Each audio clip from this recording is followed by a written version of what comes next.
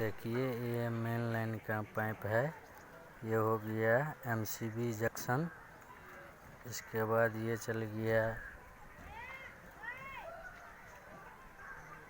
बरामदा के ऊपर, और यहाँ से ये चल गया बरामदा के ऊपर, और ये चल गया बरामदा के बाहर इधर से डेकोरेशन लाइट के लिए।